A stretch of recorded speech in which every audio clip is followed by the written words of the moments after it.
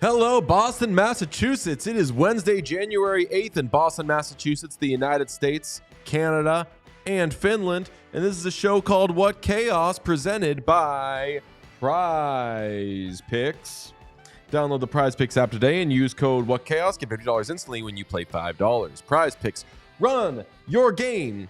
My name is Dave Bean. Pete Blackburn's name is Pete Blackburn, and Sean DePaz is across the room, and it's Sean DePaz. Hi, Sean. Hey, howdy, hey. Hi, how are you? Missed a good time last night. We're going to start saying that to kick off every show. I feel like you two would have differing opinions on whether or not I missed a good time. Yeah, just a little bit. I enjoyed it. You would have had a great time. You did. I mean, anytime that Connor McDavid does Connor McDavid shit, I'm in. And he did Connor McDavid shit last night, so it was awesome. I missed you. Also, I was very happy to have Pete. The conversation was great.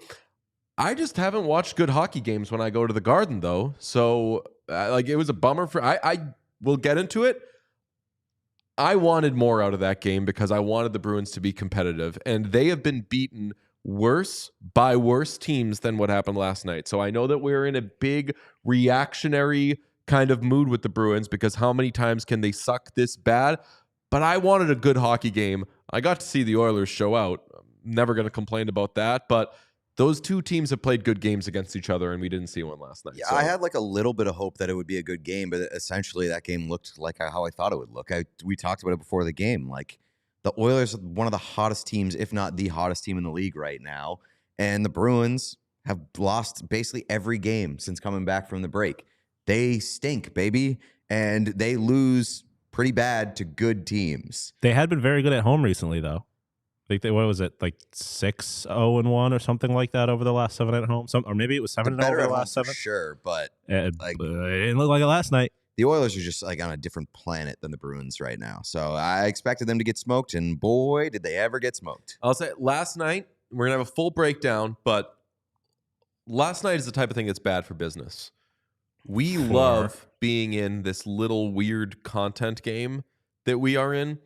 The Bruins being bad and uninteresting is not good for us. Well, I would push back on that because I think we're starting to circle back to the they're interesting because they might have to fire somebody. Ooh. So yeah, I think now we're talking about it again. I agree with Sean. I think last night puts them more solidly towards the interesting category because I did the hit with Bob Stauffer before the game, and he was like, what are the Bruins this year? And I was like, they're mediocre. They're not good enough to care about. They're not bad enough to care about. Last night, they looked bad enough to care about. Like, bad enough that you got fire Sweeney chants throughout the building. Bad enough that everybody was like, all right, enough of this shit. Bring up the kids. Peter, why don't you tell the folks on the show today? I would love to do that. Today on the show, smoked bee, baby. That's instead of the smoked bee, you got the smoked bee because the Boston Bruins, they stink, baby. Hot toddy. What's that about? Really? Hot toddy. I know hot toddy's a drink. Sean, you getting that? Oh, hot Todd McClellan. The Detroit Red Wings are hot under fire. Todd McClellan. Nice. Very nice. Very nice. Thank you. Good job. CJ's trade list, not to be confused with DJ's trade list. DJ, I don't think you have a trade list. I wouldn't change a thing about the NHL right now. I trade for Cody Ceci. Sure. We might be talking about Cody Ceci today, brother. DJ's trade list, Cody Ceci on it. CJ's trade list, Chris Johnston put out his trade list for the Athletic. Yes. So we'll go through that, pour through that. There's some interesting rumors that have been circulating around the hot stove market of late. Yesterday's rumor that fucking the Rangers offered Mika Zibanejad for JT Miller. We're getting to that. That's insane. So funny. Pete offered me for Biz. Also got turned down. And finally, it's the points that count. That is in reference to how we evaluate playoff teams, because famously, we only go by points. Fuck points percentage. And if you go by points, guess who's in a playoff spot today, Sean? The Columbus Blue Jackets. That's right, baby. The Columbus Blue Jackets hold the playoff spot today. We'll talk about that a little bit later. So let's just get to we the are fucking always Bruins evaluating. stuff. We're always evaluating not only the teams, but in fairness, we're evaluating ourselves and our methods and the way we think about things. You know, that we have found, you know, like every now and then people will be like, wait, actually cigarettes are bad for you. We've looked and it turns out they might be bad for you. We're still learning. We're still getting new information. Adapt or die. I will say, if there's a year for the Sabres, like the silver lining of the Sabres sucking is that I will be able to wholeheartedly root for the Columbus Blue Jackets in the NHL playoffs when they make it. Because remember, I was first. Pete was a coward and refused to declare them a playoff team. I did. And I didn't think the Bruins would fall out. Look who's now. That was a great case. I think this was in the previews, right? No, this was more recent than that. Yeah. Pete was like, I'm in on the Blue Jackets. We were like, well, we're all in on the Blue Jackets. So you got to say something extra with some extra protein on it. He refused. And he said, oh, I'm not going to say they're a playoff team. And Sean did the old, I'll do it. You going to finish that? Yeah. So you're not going to eat. So you're not going to eat that? Give me that. And he ate the whole burger at Lorelei's Tavern or whatever it's called. Okay. We went to the Boston Bruins game last night and we saw couple of goals from Adam Henrique. We saw an outstanding, I'll say we saw two very good goaltending performances. I liked both of the goalies a lot last night. Obviously, Stu Skinner carried the day, but the headline would be, this was a newish or a latest rock bottom for the Bruins because they get shut out 4-0. As I said at the top of the show, the Bruins have been beaten worse by worse teams. So losing to a team that's expected to push for the Stanley Cup isn't the worst thing in the world, but it's at home. You've already had so many bad losses this season to good teams, to bad teams. You usually play the Oilers very well and very closely, and instead you get a largely non-competitive game in which the Oilers were definitely handling their business, but I don't even know how much of a sweat they broke beating you handily. Yeah, no, it wasn't like they were otherworldly. The Bruins just didn't show up, and so I don't want to overreact too much to like a one game sample for the Bruins. Like they're not as bad as they looked last night, but they're not a good team either. They did enter that game, by the way, as home dogs. Yes, dogs against the Oilers. So an expected result, but it looked way worse than it should have. The Bruins just completely laid an egg, and a lot of the post game comments from the players, the coaches were like, "I wish I had some answers for you. We fucking sucked, baby." Very black hockey. And Sean, if you would, could you put the camera back on Pete?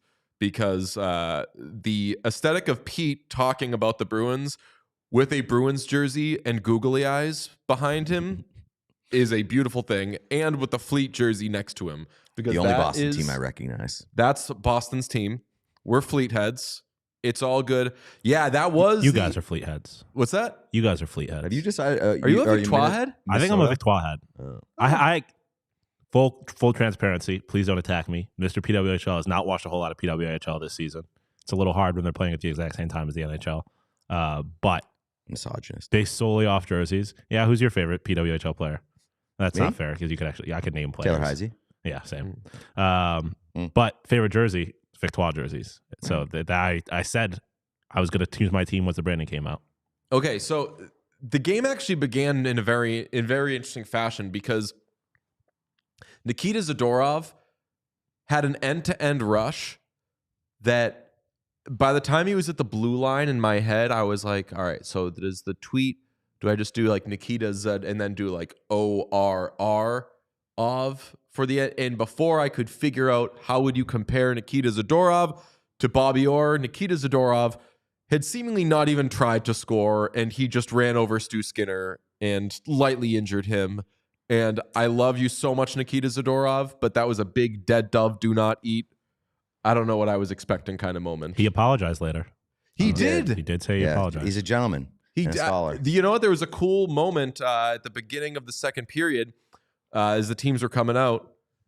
I was like, come on, Stu, come on, Stu. And I see Stu come out and I'm pumping my fist. I'm yelling like, Stu, it's over for you bitches. Not doing that. But I was about to take a picture so I could post, you can't keep a bad bitch down.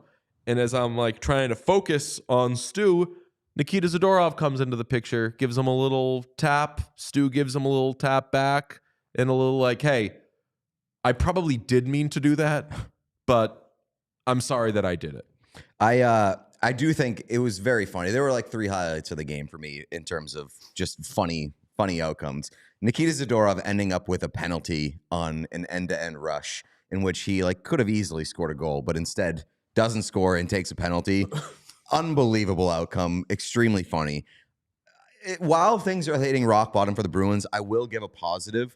Nikita Zadorov has been way better lately than he was at the beginning of the season. Still takes too many penalties, but like way better in terms of defending in his own end in front of the net and also activating. He's so electric when he decides that he's going to activate. And like when he started that end-to-end rush yesterday, I think that I said as it was happening, I was like, oh, fuck yeah. Yeah. It's the best. He's huge. So it's truly like a sight to behold. So better of late, not his best moment last night. And as I'm an Oil man, and this guy's been having a good season, but it's like one guy to beat. It's Brett Kulak with Evan Bouchard on the other side. I'm like, you can cut in and score a goal. Okay.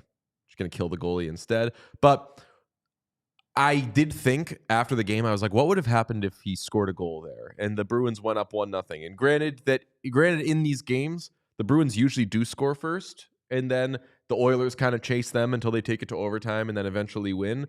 But the opportunities for this to be a close game were definitely squandered by the Bruins. In the second period, this was a 1-0 game, and Chris Knobloch seemed not in love with his lines. He was still playing around with like his middle six, but once they got that second one, and it comes off of it comes on an Oilers power play in which Pavel Zacha has a shorthanded breakaway. Skinner stops him, goes the other way. I was the only one in our section who was doing what Sean also would have been doing, which was like, oh, wait a second. We're like potentially 5 seconds away from a Connor McDavid goal. Slowly getting up, turning, hey, is everybody seeing this? Everybody else were just like Googling like how to get guns that are for me. He scored that goal. Yeah, I mean, no one was into it. No, of course nobody was into it. It was a Bruins home game. And like, yeah, I love going to Bruins Oilers games with the chance of seeing something awesome happen at the hands of Connor McDavid. Yeah, that was awesome, but I'm not going to like be like, oh, fuck yeah, that was cool when the Bruins hadn't done a single awesome thing to that point. Right. You'll do a one for them if there's even half of one for you. Right. And at that point, it just was like, okay, this game's over. The Bruins blow a shorthanded breakaway chance, and then it immediately goes to Connor McDavid's stick, and he scores. Like, yeah, this is probably going to be fucking over now. The Bruins right now are in third in the Atlantic Division by points, which, if you want to go by points, your funeral. We're points percentage guys because the Bruins are second wild card team by points percentage. And in 20 games under Jim Montgomery, they were .475. They were 31st in goals for, 27th in goals against, 32nd in power play, 25th in penalty kill. The goaltending was largely bad. Swayman 884, Korpisalo 901. In 23 games under Joe Sacco, they're .565 points percentage-wise, 12-9-2, but largely, I won't run through the whole thing. All the other things are comparable. They're scoring a third of a goal more per game, but other than that, power play still 28th in the league, penalty kill still 23rd in the league, so you're barely moving there, and the goaltending as a overall has been the exact same save percentage. The only difference is that Swayman has been better, and that Korpisalo has been worse. So under Montgomery, Swayman 884, Korpisalo 901. Under Sacco, Swayman 902, Korpisalo 884. People aren't going to want to hear this, but one of the only things that has really changed production-wise under Joe Sacco is that Swayman's been better. And Swayman was good last night. I felt very bad for him. He gave them a lot of chances in the second period to stay in that game. He deserved way better. And the Bruins just couldn't take it. And no one wanted to hear last night any sort of Swayman deserves better, because it's like, oh, well, finally he shows up for a game. Well, like, you need these points, man. So like if there's a game where Swayman is left out to dry, if you're an angry Bruins fan, you don't really get to do the like, well, serves him right, or like it's about time we did it. Like, no, if you're getting a good goaltending performance, you need to score goals as well, because this Eastern Conference is stupid and weird, but the Bruins are not to the point where the Rangers are, but like they're positioning themselves to fall out of this if they're not careful. Yeah, especially with some rising teams in the Eastern Conference that we'll talk about in a little bit. But like, yeah, I mean, Sacco's not the problem. I think that he hasn't really fixed anything either. Kind of like Montgomery wasn't the problem. Yeah, but the team looked so much worse under Montgomery. Like, you can say and run down all the numbers and say they're comparable. The team's performance, like last night was an exception. The team's performance under Sacco has been consistently more palatable than it was under Montgomery to start the season. Like, their effort level is at least there. The problem here is that they have so many guys in the lineup and so many guys on the roster who are punching above their weight class. Like, so many guys who are in the top six who aren't top six players. So many guys who are just being relied on to fill shoes and fill roles in which they shouldn't be. And the biggest problem, obviously, here, and it's been alluded to, is that over the past few years, that's also been the case, but they've had league best goaltending. And once the league best goaltending disappears, it's much harder to hide your warts. It's much harder to win games 3-2, 2-1. And they're not, that door has been opened where they're going to lose a lot more games that were previously decided by good goaltending. And it's just, their roster is just very far away from what it needs to be to win these close games against good teams. Sean, could you play me a video that I took in the final seconds? You'll hear the horn at the end of the game. This was the scene. We can't show the ice, so we showed our pretty faces. This was the scene at the end of this game.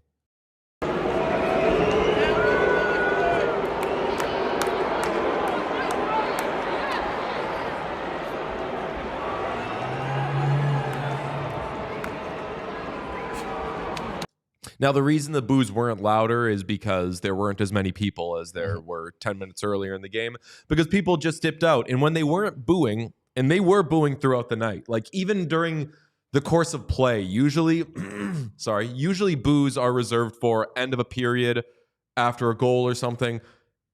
Fans were booing during the play. You could hear it on the broadcast. Really? Yeah. Wow. So like Johnny Beecher breakaway in the third period. Soft hands, glides it like a bowl of cream, Always Sunny in Philadelphia, to Stu Skinner. Boos for Johnny Beecher. Yeah. And that wasn't the most notable thing to come from the audience, although they did the fucking wave again in the second period in a 1-0 game. Boston, I love you. So disappointed in you. No puck better. They were chanting Don Sweeney, fire Sweeney. And when we first heard it, we didn't know what they were saying. Over the course of the night, it became a lot clearer. 15,000, whatever it was, chanting, fire Sweeney. And this comes on the heel of a World Juniors tournament in which the Bruins were the only team to not have a prospect there. This is at a time where people are saying, call up the kids. And the Bruins are probably afraid to call up the kids, because if you're a GM who sucks at drafting, do you want your final life raft to be the guys I drafted need to come up and save me? How do you feel about the fire Don Sweeney commentary? I mean, we talked about it with when they fired Montgomery. It's not going to happen in season, most likely, unless the wheels really fall off. But I think you seriously consider it if this goes this way, and you're talking about a missed playoff spot or just like a completely embarrassed in the first round of the playoffs. I think you definitely consider making a change in the front office. Here's the thing about playing the kids, though, is that, well, first of all, I'll say this. I think that you're real close to putting Don Sweeney on like freeze, like holding pattern. You're not allowed to make any big moves kind of situation. Because, they did that. Yep. And that's what this ownership group has done. They did that with Peter Chiarelli when they fired him. So if anybody's hoping that there's going to be some like real big changes at the deadline, I don't think you want that. I don't think you want Don Sweeney dealing for his job at this deadline. You can maybe be a soft seller or a conservative seller. That would be all right by me, but you're not allowing that guy to make any big moves while his job is potentially on the line. And here's the thing about playing the kids is that I think I understand the argument for it because you're not getting a whole lot out of this current group. And if you can get a spark out of some of these young guys who you've had concerns about, like their inability to handle the puck, like their irresponsible play, like you're not getting that. You're not getting a whole lot of that from the guys that are currently in the lineup right now either. So maybe see what you got from the young guys, but you're also putting yourself in a position where you're exposing that you don't really have anything coming up in the pipeline. Like these kids, there's a reason that they're not here already. And if you bring them up to the NHL level and you expose the fact that they are not even close to being NHL caliber right now, then what do you have for any trade chips? Yeah, I mean, and that's the thing. Like, this could be, maybe it's their final, like I said, life raft, but it's also a death knell if the last thing that you do or that you're capable of doing, because you're right, I bet they will tie his hands behind his back.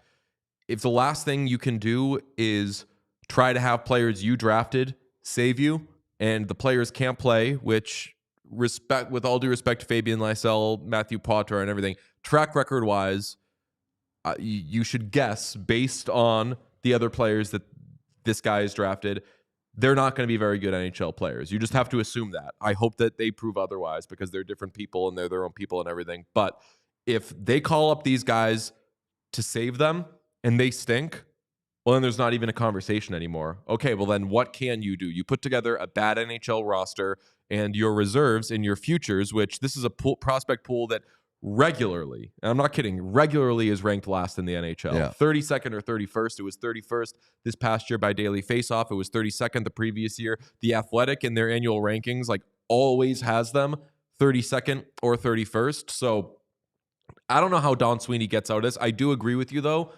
It doesn't happen this year. No, because they're not one or two pieces away from like really solidifying. You can get better. And you can get into a playoff spot, but is that good enough? I don't think it should be good enough. Like they're probably right now 2 top 6 scorers away from being a team that's really worth taking seriously or really worth making some noise, even in an Eastern Conference playoff picture that won't be as strong as the field on the other side. Like you're not going to go out and get that, especially when you don't have a surplus of assets in the farm. And are you really willing to deplete what is already a weak farm system to have plug one hole on a boat that has like 3 or 4 holes? You're still going to sink and you're still not going to get to your destination.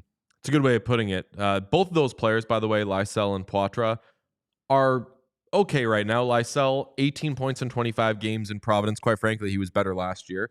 Poitras, 18 points in 21 games in Providence. So good for them. But they're in a tough spot right now. Seeing some new people in the chat.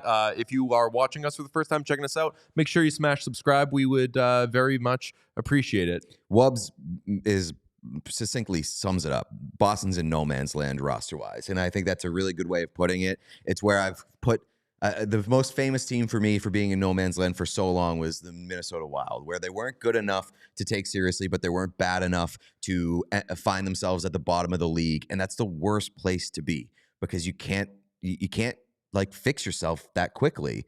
And right now, unfortunately, I think the Bruins kind of find themselves there. We'll see what it looks like at the start of next year, but I don't know. They're in a spot that they're not even really worth talking about unless they really suck. And let's say they miss the playoffs. You don't want Don Sweeney making that pick. No. Their last 4 first-round picks since 2017. Urho Vakanainen, 2017. Gone. Good pick in that he held enough value that you were able to trade him in a first-round pick for Hampus Lindholm. John Beecher, 2019. Playing in the NHL, late first-round pick playing in the NHL, I can't call a bad pick, but not an effective pick.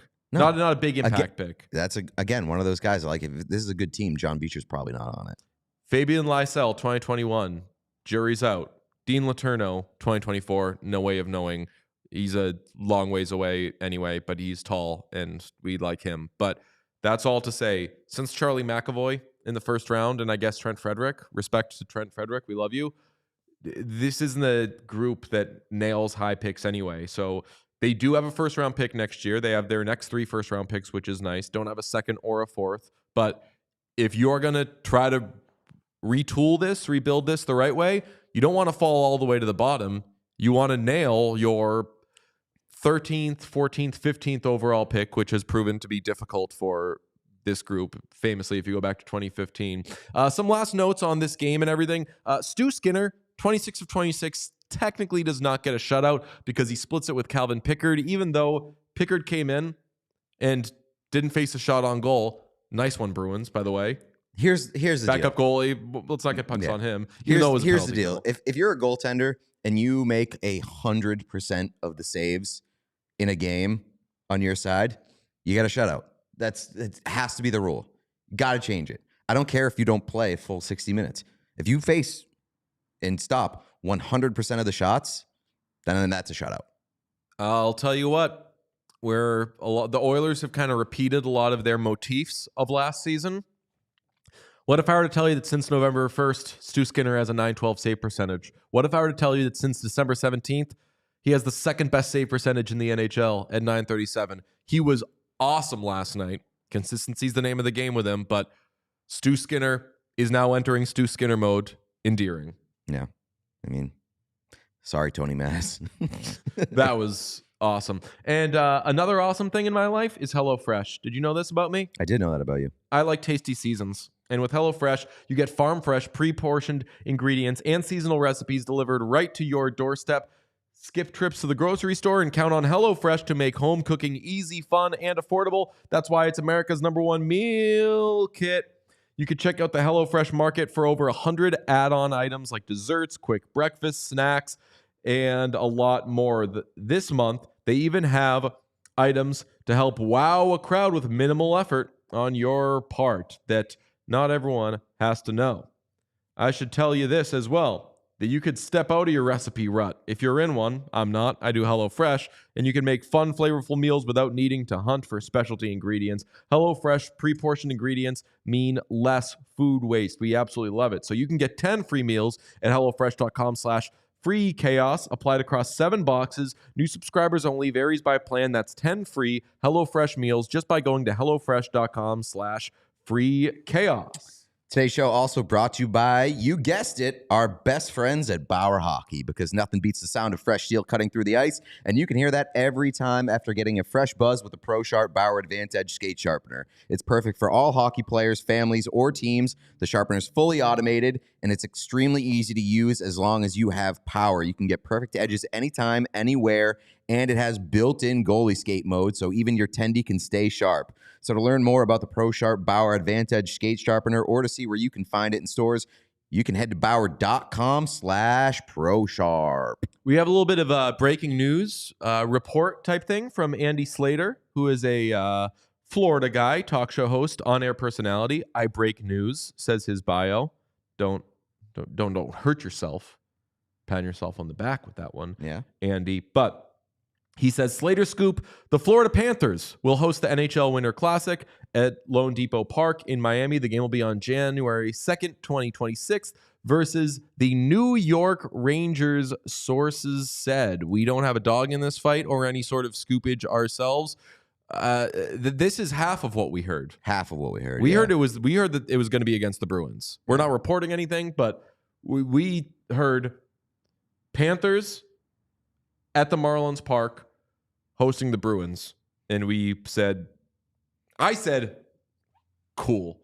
I hope the Bruins can get good enough that there can be some hate here. You were kind of more blech. How would you feel if it's the Rangers? I mean, either like, way, I hope the either Rangers way, can get you're enough. getting an original 6 opponent that fucking stinks, baby. If you're not going to do it against the Bruins, do it against a good team.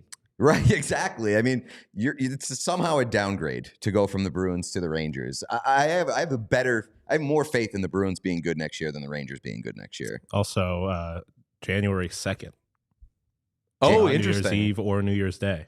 But a Friday, January 2nd, 2026. That could be cool. So yeah, I don't know. It'll be weird. I'm interested in when people will get there. Yeah. Oh, yeah. I mean, because New Year's Eve in South Beach. I'm not doing any elbow room New Year's Eve. Oh, crazy, wow, brother. Elbow room New Year's Eve would be disgusting. Yeah, gross. That's gonna be New Year's Eve at Elbow Room and the beach, because I don't feel like not everyone's gonna be able to fit in the I'm not doing any reporting here, but strong reason to believe that Andy Slater is correct in the New York Rangers being the opponent. Okay. Interesting. But just interesting that it's not who we thought it was going to be, but not interesting that it's the Rangers. Oh, and we're not going to be able to fucking do anything. Like, yeah, I know. we got some cool stuff coming next week that we were able to do with the teams that were at the Winter Classic. We have a good enough relationship with the Panthers, but we're not going to be able to do anything with the Rangers. We should try and get the big guy. Jim Dolan? Yeah. Oh God. We want you. You're not, and it's just Pete and him. Yeah. A one-on-one with James Dolan at the Winter Classic. Oh, God. Marlins Park, by the way, no fucking juice for me. No juice for me. It's gonna have good sight lines because the rink is gonna be so far away. But who cares about Marlins Park? Yeah, I agree. Also, like, it's in Florida, which means there's like a decent chance that there's a decent chance that they will have to close the roof on it. But I said, to someone in the chat pointing out that the Orange Bowl / college football playoff is going to be in Miami January 1st, the day before. That could be wild. Shout out Game Time. That could be wild. Okay, we've talked about a team that is struggling in the Boston Bruins. Let's give some flowers to the Detroit Red Wings, because since hiring Todd McClellan, they have turned things around. They've won their last 5 games. They have really been, they lost, right? They lost the first one against the Leafs, and we thought, okay, more of the same, and they've been good since. They've won every game since. They are not yet in the wild card-ish picture, but maybe they move up because the East is open enough. Yeah, I mean, right now, 2 points out of the second wild card spot if you go by points, which that's our thing. we should have a bit where one of us is just tied to points percentage and one of us is tied to points. No, I like what we're doing right now, which is we use both of them whenever we want, and each time we use it, we clarify, as you know, this is the one that we use. That's right. We're wait for this. We're points, guys. Yeah, by points, they're 1 win away from being inside the playoff picture. Take that, it's nerds. Huge. They've been awesome, and their best players look like their best players under Todd McClellan, which is really, really encouraging. Patrick Kane looks like he's got life again. And do you remember what I said when they fired Lalonde? No. What needs to change? Oh, actually, I said 2 things. No, I said the penalty kill needs to be a lot better, but also you got to score goals, man. Yeah, they're at least kind of scoring goals now.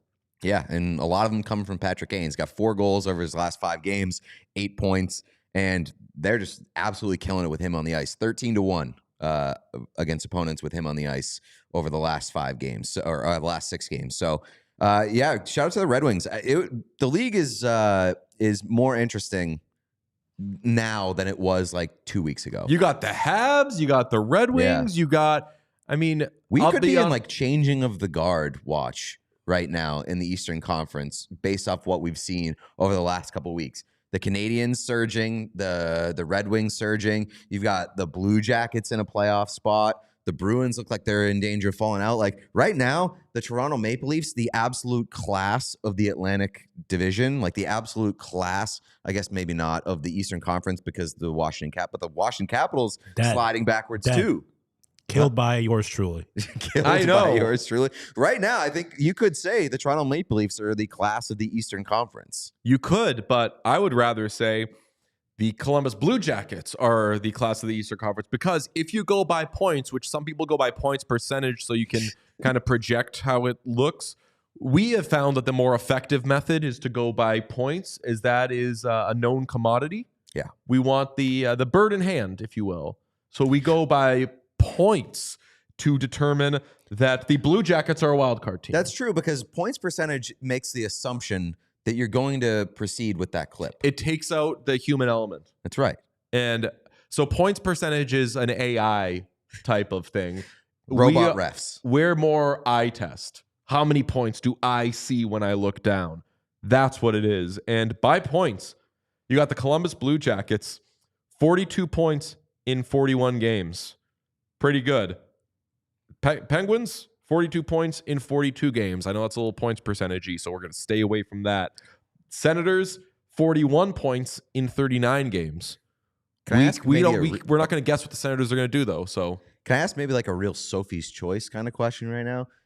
If you had to pick one between the Blue Jackets, the Red Wings, and the Canadiens, one spot remaining, who are you going with? I'm going to guess you're all going with Blue Jackets, but Blue Jackets for personal reasons, but I think as a general hockey fan, the Canadiens would be by far the most electric team to be there.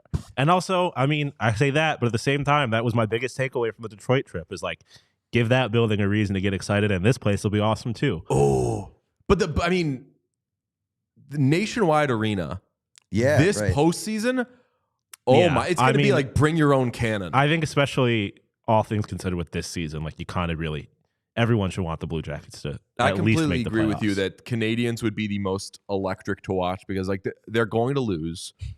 But you also have to what's that shit going to look like? But you also have to consider like who's going to put up the best fight. Who's going to create the best series? It doesn't always come down to just the atmosphere. Yeah, I would say out of the three teams, like Montembeault has the best chance of like goaling their team to some sort of, maybe not a series win, but like to at least making a series like competitive. And then, I mean, we talked about, they just have so many young guys that like, if they're just hot when the playoffs come, I would say that they have the highest ceiling, I would say, of those three teams. Do you think though that the Canadians is Montreal, I know the answer to this, is Montreal allowed to have a house money feeling? If they get to the playoffs this year, are they allowed to have a like, hey, no one thought we'd be here, so let's just let it rip? Or I've been to Montreal a few times in my day. I know that media well. I know that fan base well. Once that team makes the playoffs, they can say whatever they want. I love you, Canadiens fans. You are going to think your team should win. But I think that happens after the first run. Like they get there, I think they're going to get there and be like, "Wow, it's awesome that we're back in the playoffs." Especially because you're going to be facing like a very good season. See, I think there's going to be a why wouldn't we be back in the playoffs? I think that you're going to be facing the Toronto Maple Leafs, and I think that in particular makes it different. You're applying, but it's David versus Goliath in that. Yeah, but I think it's still Toronto.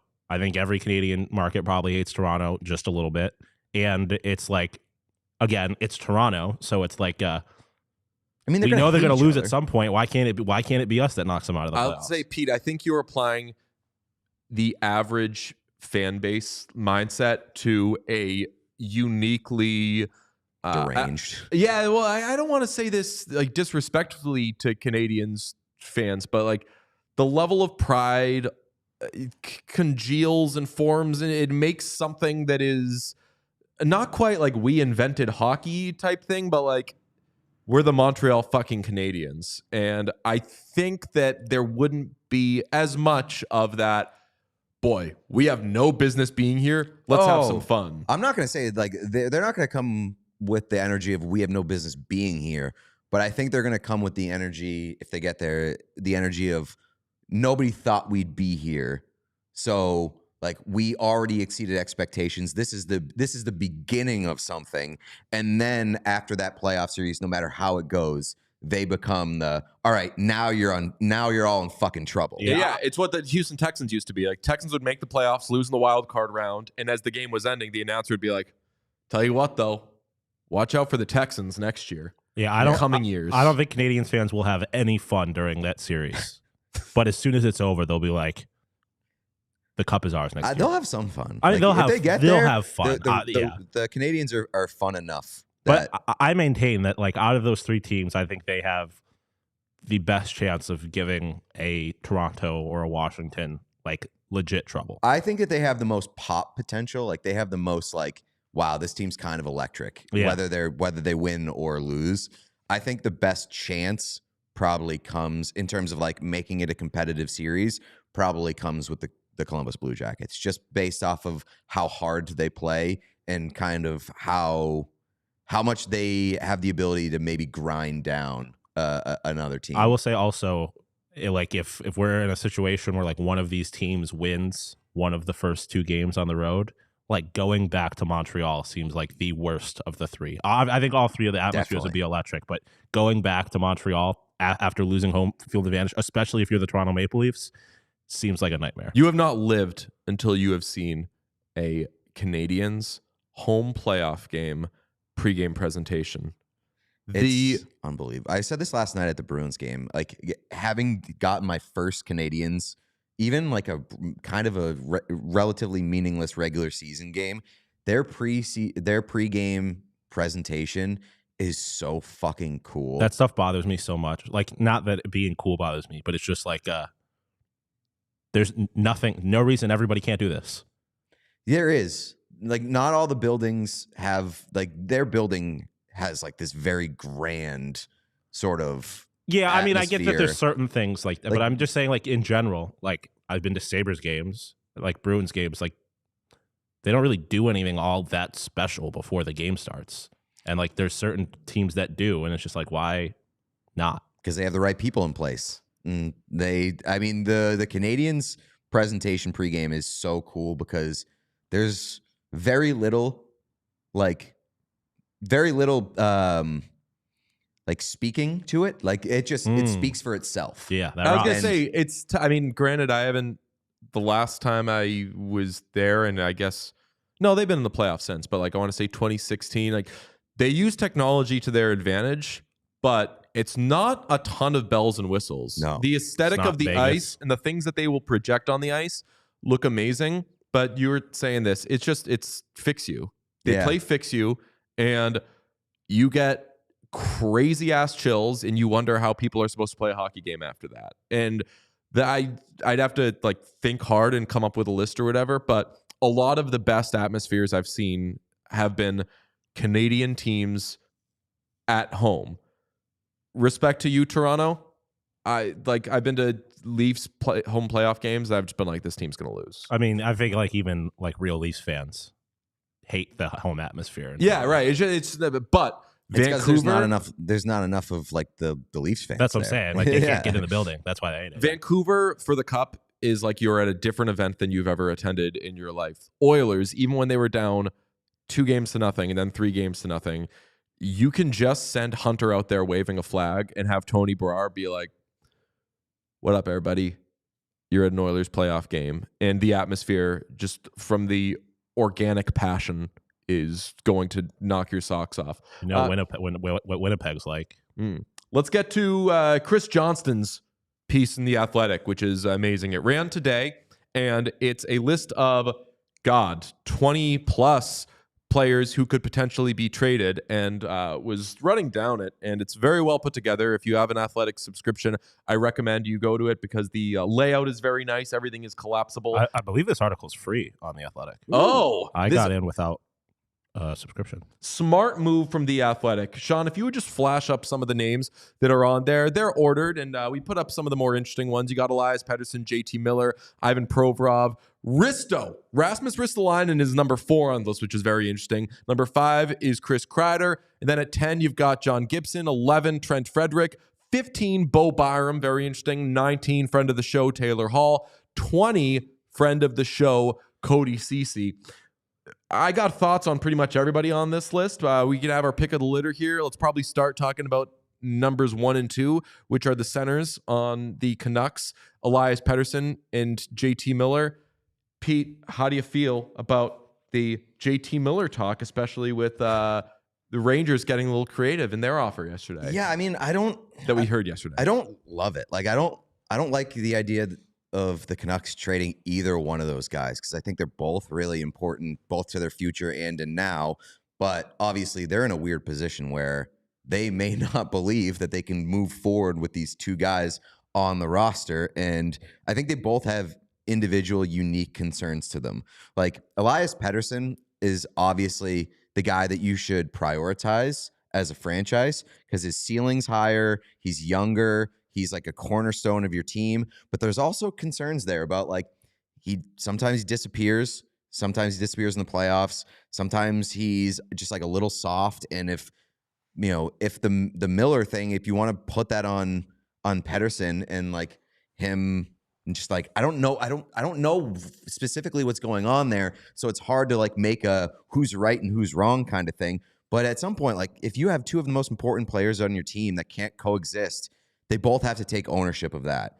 And I think when you look at Pettersson's contract and what you're due to pay him for the next several years, and you know that you can't really get out of it, or you lose a lot of leverage heading into next season when his no movement clause kicks in, if you have concerns about him being able to show up for you when it matters most and be like a true leader of this team, I guess you say maybe you look at what you can get for him and get out while you can. Elias Pettersson, 26 years old, signed through 2032 at an $11.6 million cap hit. JT Miller, 31, signed through 2030 at an $8 million AAV. He has a full move. As I said, Pettersson is 26, so he doesn't have a full he doesn't have any sort of rights that kick in until next year.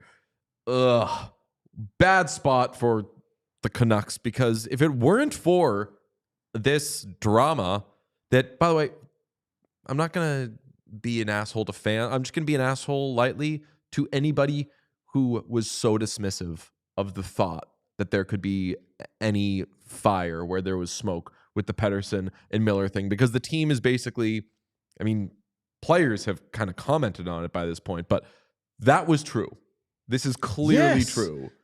We saw so many people like commenting on when we had the discussion posted on YouTube. They're like, you guys are just making shit up.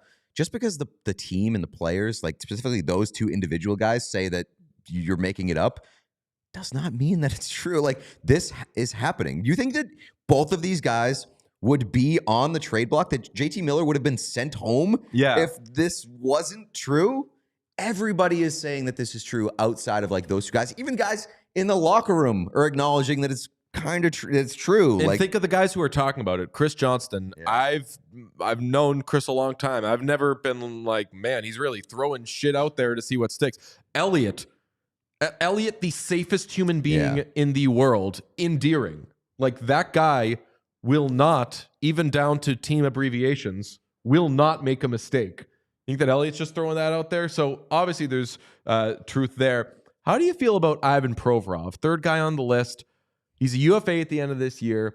$4.75 million AAV. Left shot, who plays both sides. Can do PK, penalty, can do everything.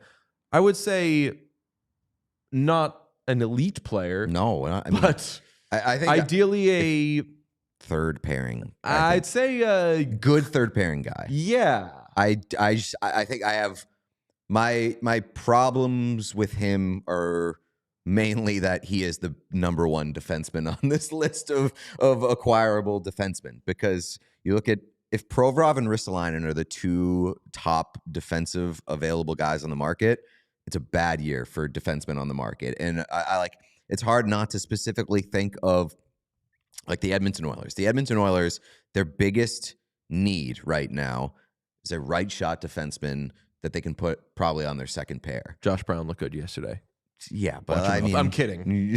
I'm absolutely kidding. Ideally, you want a right shot guy that you can put on your second pair and set him with Darnell Nurse. I think the two options that you have here at the top of the list, not great. Who would you prefer if you are a team like Edmonton or like Dallas, are the two teams I would look at that say they need to go out and get a defenseman? Provorov or Risto? Both play a lot, but they play a lot for teams that are saying we wish we didn't have to play this guy so much. I mean, more so Risto than Provorov. I definitely prefer Provorov to Risto. I mean, honestly, if you're talking about Edmonton, like maybe David Savard is the better option there, just in terms of like being a defensive guy and having right shot and being. I still wouldn't be excited about it, but I think he's the better fit. We'll see. John Gibson, 31 years old, 2 more years after this at $6.4 million. He's interesting to me. Does he move the needle for you? Carolina. No. Yeah, I know you want Pyotr Kochetkov, Carolina, but Carolina is one of those teams where if the same problem keeps popping up over and over again, at some point you got to do something about it. And Freddie Anderson and Pyotr Kochetkov, two guys that they've relied heavily on, both have had, their peaks. I wouldn't feel super comfortable. Like, how many years can you take a chance in net if you're Carolina? I would love to see John Gibson get a fresh start on a team that is like a goaltender away from being really, really good. Trent Frederick having an absolute miserable year, which sucks for him because he's a UFA, 26 years old. This is a player that if I am a non-playoff team, I'm sniffing around on. Like if I'm the Red Wings, and the Red Wings have enough bottom six forwards, maybe that's their problem. But like this would be a playoff team tomorrow. Yeah, right? Maybe they're the playoff team eventually. But like Trent Frederick is a guy that even if I'm going to miss the playoffs and the price is low enough, I think like maybe I bring in Trent Frederick, see what he can be for a couple of months, and then sign him up for like a 3-year deal at a lowish AAV. Or are you thinking that teams that are going to be pushing for the playoffs want to be a little heavier in the postseason? Because if you want a guy that can just throw his body around while not being a liability out there, Trent Frederick is a good player. He's just having a horrible season. Yeah, and I think that he's a guy that's going to have value for you say a non-playoff team. I think he's probably going to have the most value to a playoff team that just wants him as a rental, that wants him as a bottom six body for a tough playoff run. Like I could see him being a decent fit for Columbus, for Minnesota, like one of those teams that just he's got a little bit of flexibility where he can play down the middle, play the left side. Like I think that he's a guy that's going to have utility for a playoff team, even because, I think that we've seen his ceiling, honestly. I think we saw his ceiling like last year. 2 years ago. Yeah. Yeah. So I wouldn't look at him as like, I'm going to take a chance on this guy. I would look at him as he's a body for us in the playoffs. Will Borgen on this list, which is very interesting because the Rangers famously just got Will Borgen. They got him from the Kraken in the Capo Caco trade. 28-year-old penalty killer, not a great player, but if I'm the Rangers, yeah, sure. If he's not part of your future, flip him. Yeah, I mean, Will Borgen doesn't move the needle for me. Does Bo Byram, because he's 15th on this list. 23-year-old RFA. And Sean, if I'm the Sabres, I don't want to move this guy at all. I know that he is, I don't know if he's said this publicly, but it's been reported that he wants to be a number one defenseman. Bo, love you. Too bad. You're under contract with this team. They should try to keep him around. And I know they've got a ton of money committed to young defensemen, even on some contracts that people might not love right now. But I am not moving Bo Byram unless I am getting a ton. And I don't even, if a team said like, hey, we'll give you 2 first-round picks and this prospect for Bo Byram, what do the Buffalo Sabres need with more first-round picks? Like need NHL-ready good players. If they were trading Byram, I think it would be a part of like a Pettersson type of trade. Like it would. I go back and forth on it because I would love Bo Byram to spend the rest of his career as a Buffalo Sabre. I think he is and is going to be an even better defenseman. But the Sabres cannot get spurned by another guy who wants nothing to do with them. Like, if they know that he is not going to sign there, you got to get rid of him. Like, they can't, like, A, because they're going to lose the assets, and B, it's just from a pure vibes perspective, this franchise, this fan base cannot have another player being like, I just kind of fucking hate it here. I want out. Like, even if it is just like I want to play top D pair minutes type of thing, I don't want to go through that again as a fan. He is on the top D pair. He's just playing on his offside in Buffalo. So, like, respectfully, I really like Bowen Byram as a player and a person. I don't love the, like, I want to be a top pairing guy sort of mentality. You can be a top pairing guy by playing like a top pairing guy or like a number one defenseman. And sure, it's going to be hard to beat Rasmus Dahlin. I don't know if asking to be in a position where you're the best defenseman on a team when you don't necessarily deserve to be the best defenseman on your team is a weird approach. Like, Bowen Byram's in a pretty good situation in Buffalo, even playing on his offside, where he can play with one of the better defensemen in the league, one of the handful of guys, maybe a dozen guys who are better than him, and be in a position to succeed long term. That kind of bothers me. Yeah, I get all of that. I think it would be a different situation if he had a reason to believe that the Sabres were like anywhere close to being successful. Yeah. Like I understand having no interest being, because even if he is the best or second best defenseman, from like a outsider perspective, he's kind of third on that totem pole. Like the as far as I would say he's second now. Like Owen Power hasn't. I know, but I think it is much more of a failure for the Sabres if Owen Power doesn't work. I think they have more riding on Owen Power being successful than they do Bo Byram being successful. And I think like it's much easier to swallow the pill of being number 2, whatever, if the team is good and you think it's going anywhere. But if from his perspective, he's in a situation where he's not going to be able to get paid like a number 1 D man because they already have so much money tied into all these other young players, and it's not like he's making that sacrifice for a chance to win a cup right now. It doesn't seem like they're anywhere near that. So like I understand it, and in his defense, he hasn't said this shit. Like it's not like he's still like making a big stink of it. We had like one report basically that he wants that he won't want to sign there. So like I don't know that it's even true. If it is true, I can not crazy about it. I can understand where he's coming from, because if I was a player right now, I would not want anything to do with this team. And maybe also that's just the excuse that he's given. Like maybe he's just like, fuck this franchise. This is a train wreck. I want nothing to do with it. And he is being kind enough to give another reason as to why he wants out. Would you do Pettersson and Byram for Cousins and Byram for Pettersson? No. I have it's just we're in such a tough position right now, because as tough as the season has been, I don't think we have had enough of a sample size of these kids being awful to be like, we need to get rid of them. I think it makes them a better team. So here's my stance on it. I would do that trade if I was anybody else other than Buffalo. Like if any other team had Cousins and Byram, and you had a chance to get Elias Pettersson, I would do it. But because of the things that have been in the air with Buffalo's culture for the last you can't bring number of years, like that in. Yeah. And what has gone on with Pettersson in Vancouver in terms of between the ears and disappearing, I would have very little faith in Pettersson succeeding in Buffalo. Yeah, I think just all things. I think from like I said, pure hockey trade, I think this like right now makes the Buffalo Sabres a better team. But I don't think it on paper. But I think it has such a high potential to blow up in their faces that it's not a risk that I would. I think I could convince myself if it happened, like, okay, this is good.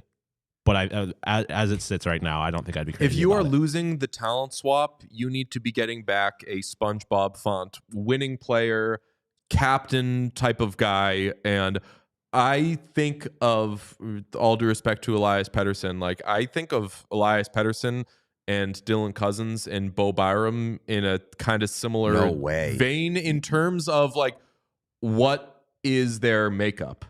Okay, different coverage, but like Buffalo would 100% be winning the talent swap there. Elias Pettersson is the best player in that deal. Yeah, I agree, but I think that both of those guys it has the potential. I think there's a very real possibility that 5 years from now we look back on it and being like the Sabres got screwed here. They have like you got a top pair defenseman and a top 6 forward that they gave up for a guy who's gonna play on their second line. Well, they'll probably play on the top line because I guess they play Tage out on the wing. But like as it sits right now, you have not seen enough from Dylan Cousins in particular to be like they would be losing the talent swap. Someone in the chat asks, what would Chicago have to do to get Cousins and Byram? Someone tweeted that at me. Bedard? And I said, I said Connor Bedard, and they said no thanks. Like, but you don't have anything. Like anything that you would have to offer. You don't have enough NHL talent right now to like offer. That's what the Sabres would need. They're not, like you said, they're not. Yeah, but they do have a strong like system. But yeah, but yeah, they don't. but The like, Sabres don't need prospects I don't right think now. Buffalo's interested Exactly. in that. yeah, like do the Sabres want Levchinov? That's what I'm saying. So like they've the got 100 of Sabres those. to make that trade. I think there's other situations where if this were other teams, yeah, they have prospects that teams might be interested in, but the Sabres have no need for prospects.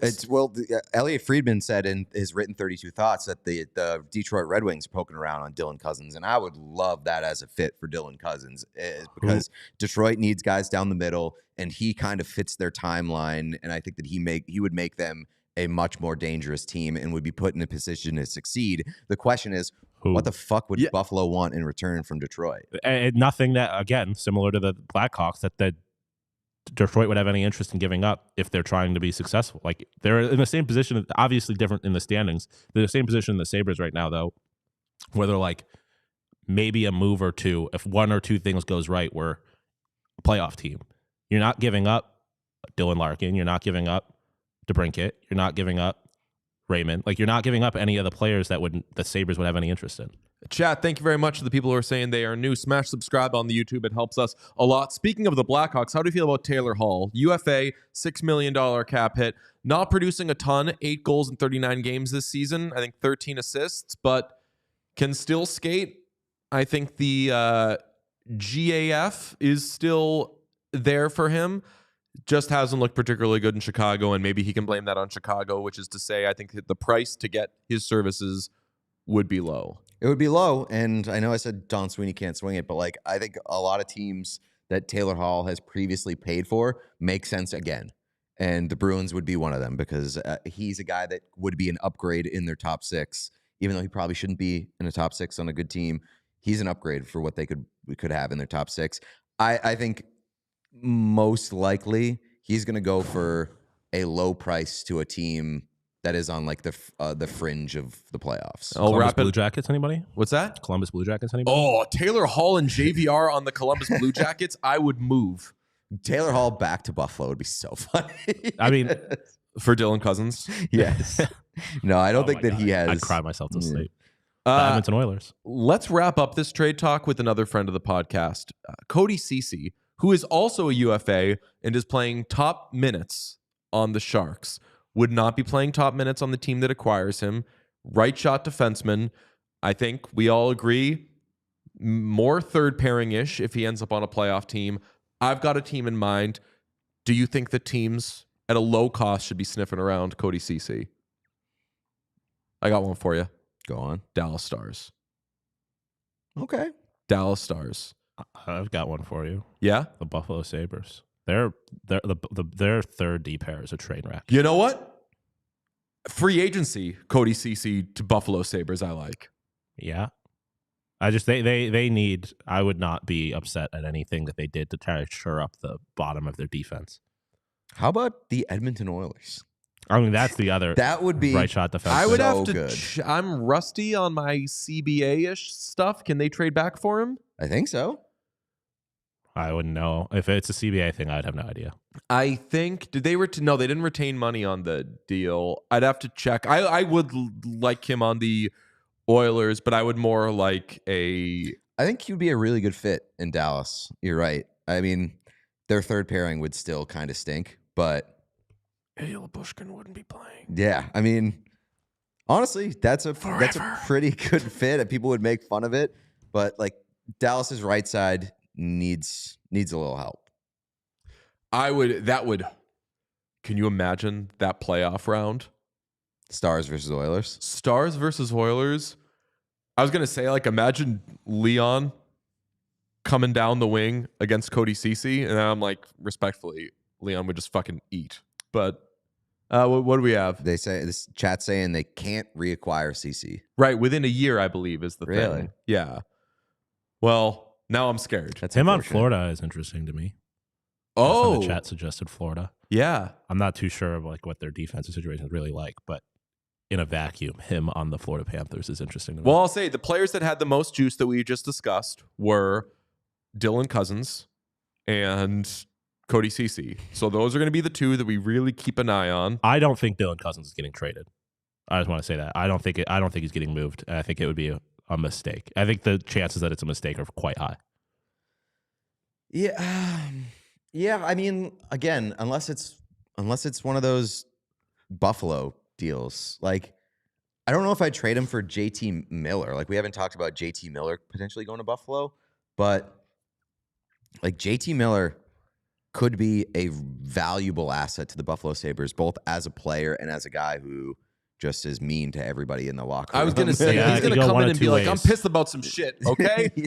Maybe you're pissed about different shit. Let's just all be pissed together. And I mean, for whatever you want to say about JT Miller and what he brings off the ice to locker rooms or whatever, he is a heart and soul player who shows up in big games, in big moments, and the Sabres have lacked that guy for a while. Yeah, I also just wonder, similar to the Sweeney conversation, like, they're at the bottom of the Eastern Conference. Is Kevin Adams going to be allowed to make moves? Like, are they going to allow him? Which is a serious question, because I think normally the answer would be no. I don't know how Terry Pegula runs this franchise, so the answer very well could be yes. But like, if I'm Terry Pegula, I am not letting him do jack shit, and then I'm firing him after the year. Someone in the chat asks, what about the Flames? Shouldn't they be considering going for a center? I believe it's been reported they've been thinking about trying to make moves for a center since like 5 games into the season, when they were like, we're not that bad. We thought we were going to be bad. Whoops, let's actually try to load up here. But they may also be now a little bit more desperate for some offense now that Connor Zary, depending on how that goes, because last night it did not look good when he went knee on knee. So that could kind of change the desperation level of the Flames. And yeah, I mean, it seems like they're in the market for a center. Everyone got hurt last night. How about Trent Frederick to the Flames? Doesn't really do much. It's not going to be, I don't know how effective that will be, but having Frederick and DeBrusk out west, just battling, wouldn't hate that. Good trade talk. We're going to keep on this. CC's also a West Coast rapper now. He can't go to the East Coast. Oh, that's true. And we should make a map of places where Cody CC can't go. Famously, per the CBA, he can't go to Edmonton, so that's ruled out. West Coast rapper cannot go to the East Coast. That's too dangerous. Somebody noted, you know who would hate Dallas? Who? Hugo Ceci. The Heat, yeah. No good. Although he's in San Jose right now, but I feel like it's a more manageable. I will say, as far as the Sharks are concerned, like, I feel like they need to, obviously you got to do what you got to do for a hockey team. You can't lose assets, but like, seems like the vibes there are pretty good. And it seems like him and like Ferraro, who's also on this list, are like kind of important to those vibes. And I wonder how much Mike Greer weighs that compared to like having these veterans bring up these young guys compared to like the marginal assets that they would acquire by getting rid of them. That's a great point, Sean. What do you want a 4th round pick for if you could have Will Smith leading a happy life and learning kind of the ways of being a pro? That's way more valuable than whatever you're going to get. I throw out like a 4th round pick or something. Like, but if that's making the development of these guys, and I don't mean like hockey development, because respectfully to Cody Ceci, Will Smith could probably show Cody Ceci a few things at a different position. But yeah, like you got the guy that makes Leon Draisaitl smile. There is more value in that off the ice than on the ice. And on the ice, he's not a horrible player. He's on a bad team that is being asked to pretend to be a great player. And I couldn't do that. He's one of the worst first pairing defensemen in the league, but that's not a reflection of him more than it is his team. I love those things that were coming out like a month into the season. It's like, have you seen that Cody Ceci is getting caved in on the San Jose Sharks first pair? Jake Wallman is also struggling. Those two are playing together. Maybe they need to break them up. No. You can keep them together. Don't play them against Nathan McKinnon, maybe. While we're on the Sharks, another name that I found funny on this list was Alexander Georgiev. Who's trading for that guy? Flip. Money's, the Avalanche are retaining on Georgiev, right? Believe so. Yeah. I think so. Should just keep slicing that down. Keep slicing it down. Let's get to a slate grade, folks, shall we? Let's do it. There are 4 games this evening. The Canucks at the Capitals, 7:30 p.m. Eastern in a Braden Holtby Bowl. In a Braden Holtby Bowl. Very good, Sean. That's what I had. Sorry to interrupt. The chat has a great idea. The Vancouver Canucks should trade for Cody Ceci because Cody Ceci can make Leon Draisaitl smile. Why can't he make JT Miller smile? Just or lock him Elias in a room Pettersson smile? With Miller and Pettersson. That's such a good idea. All right, I have to get out of here early today, but we should work on like a trade value sort of graphic, and Cody Ceci is one of the most valuable trade pieces, and when you expand it, it's like will make your miserable players happy. Yeah, it's proven. It's a great idea. Good job, chat. Yeah, great job, chat. Avalanche at Blackhawks, 7:30 p.m. Eastern in a Carl Soderberg Bowl.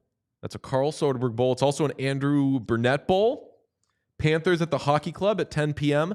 in a, we got two. Kevin Stenlund. Kevin Stenlund? I'm Ian guessing Cole. it's not Ian Cole. Not Ian Cole. You know that'd be at the tip of my tongue if it was, brother. Oh, I'm going to be upset when I don't get it. I don't Oh, another point by the chat. Sharks can't retain. Yeah, they're full on They're their clean retaining full. spots. Yeah, that's wild. Panthers. You got it. No, I don't. Oh, It was right there. I was going to say Nick Cousins, but that doesn't count. you were so, first name is correct. Nick Bukestad. Nick Bukestad. Oh, yeah. Very good, Peter. Okay. And the Flames at the Kings, 10:30 p.m. Eastern.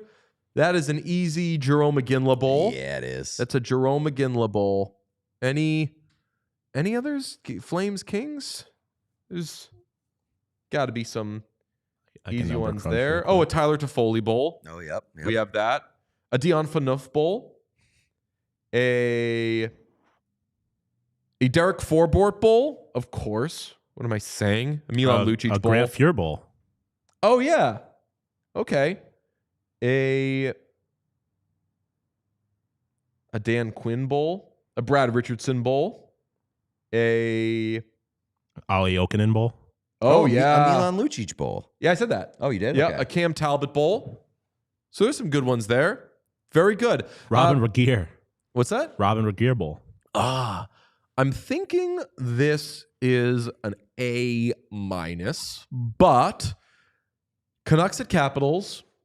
In. Pete gave the Canucks the must-watch stamp a while ago. And Capitals are sliding. Sliding, Yep. yeah. Pete, you have not steered us wrong on the Canucks thing. On just the, like, here's the secret to watching hockey. Just put on a Canucks game. I mean, it's very good. It's very good or bad, depending on how the game goes for them, but it's always entertaining. Flames and Kings is a good game, too. Yeah, Flames and Kings is good. Structure's not structure's not amazing, but not terrible either. Yeah. I mean, it's really just like an East versus West thing. Yeah. 7:30, 10, 10:30. Okay, I'll like it. Did you boys stay up? I said that famously I was going to do a little nightcap of Golden Knights Sharks. I did, yeah. The Sharks made it competitive. Didn't hate it. They made it competitive. Macklin Celebrini found out quite a bit about fucking around Mark Stone. And Yes. that was a very poor mistake on his part. I hope a learning moment. Mark Stone, unbelievable. Just absolutely picked his pocket, put the game away. But Sharks competitive against the best team in the league over the past couple months. So good for them. Loving the hockey these days. Okay, folks, thank you very much for hanging out with us. As I've said, if you could subscribe on the YouTube, we would love that. Peter, why don't you tell the folks to press another button? We got some new people in the chat today, so please hit that like button right below the video player. That's the thumbs up button. Also, subscribe to the YouTube channel. Please give us 5 stars on podcasts. And if you're listening on podcasts and you don't watch on YouTube every day, do us a favor. Just go to the YouTube page and subscribe anyway, because the numbers still help us and we appreciate it, and vice versa. If you're on YouTube, please subscribe on Apple, Spotify, whatever, just in case there's a day where you can't catch the show on YouTube. You can follow up and listen on audio if you're in the car or something. Anywhere across the board, if you can help us out, we appreciate it. We're trying to drive our numbers up. We love you guys, love the community, so please and thank you. Any way you can support us, we appreciate it. It's especially important you subscribe to the YouTube because, folks, you know what yesterday was? The day after January 6th? Yes. Pete was, you seemed very tired. Yeah, I mean, I was up all night celebrating 2 American victories at the World Juniors and at the Capitol. Okay, very nice of Pete. It was also 2 months until the U.S.-Canadian trade deadline in the NHL. Chat has noted very politely that I say trade deadline. trade deadline. Trade deadline. That is coming up in 2 months. And if you are new to the show, maybe you do not know, we famously do a 24-hour trade deadline show, and we are getting ready for it. There's going to be a lot of bells and whistles. It's going to be an absolute blast, and that happens on YouTube. The more subscribers that we have leading up to that, the more placement it will get on Hockey Fans' YouTube page, and a lot of people found us last year through that. I love the idea of a lot more people finding us this year because people were like, oh, cool, there's an ongoing trade deadline show right now. Let me check it out. And they turned it on and they found madness. Also, Stacey Faye and everybody else in LA, please stay safe. The fires out there look extremely scary. If you're in the way of that or in harm's way, you're in our thoughts. Stay safe, please. Later, folks. Bye. We all silly like the mayor.